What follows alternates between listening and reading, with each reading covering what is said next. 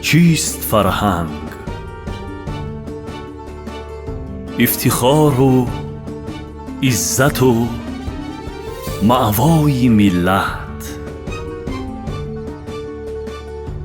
شهرتی امروزه و فردای ملت،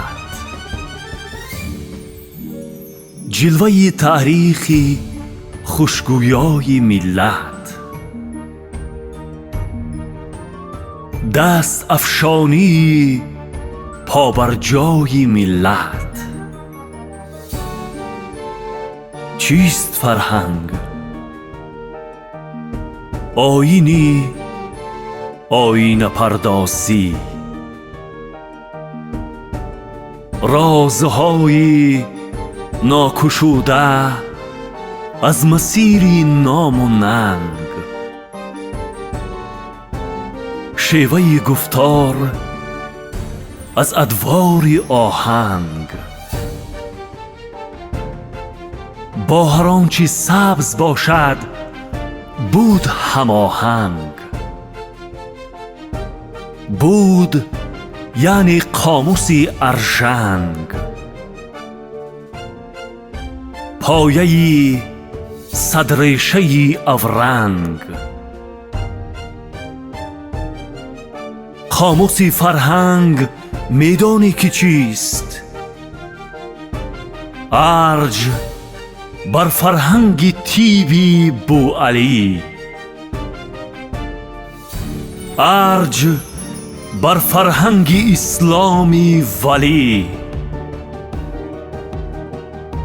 ارج فرهنگ تمدن،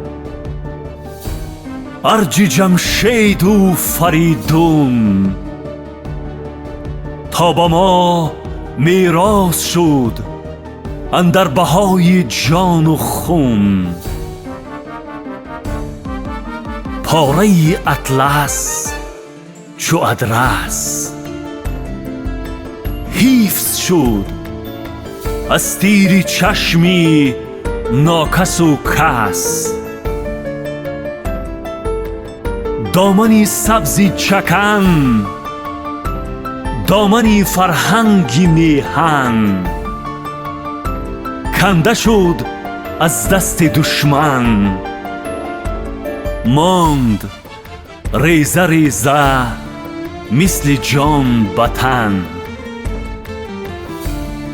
غاصبانی جوهری فرهنگ خورده آشی ما که از دیگی علو، مال خود گفتند این آشی پلو،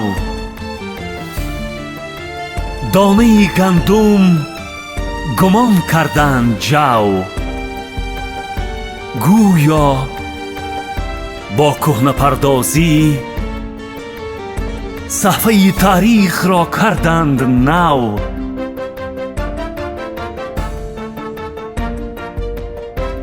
گر نمی بود واژه خوجند در نام کمال، غصب می کردند از این مال و منال، مثل نامی بوعلی سینا، مثل مولانا، مثل بیرونی دانا، تاجیک از روزی ازل بود صاحبی فرهنگ آب، قطره قطره کرد آبش را حساب، علم خوارزمی به دور شهرتش میخورد تاب، آبرویش پافشاری کرد زین شد دستیاب، صاحبی فرهنگ ناب. قاموسی فرهنگ میدانی که چیست؟ نیزه‌ای پیخون آرش تاجیکیست، تیرگان و مهرگانش تاجیکیست، گیرومان و گردی خانش تاجیکیست. آیینی جشنی صده 100% با آرمانش تاجیکیست.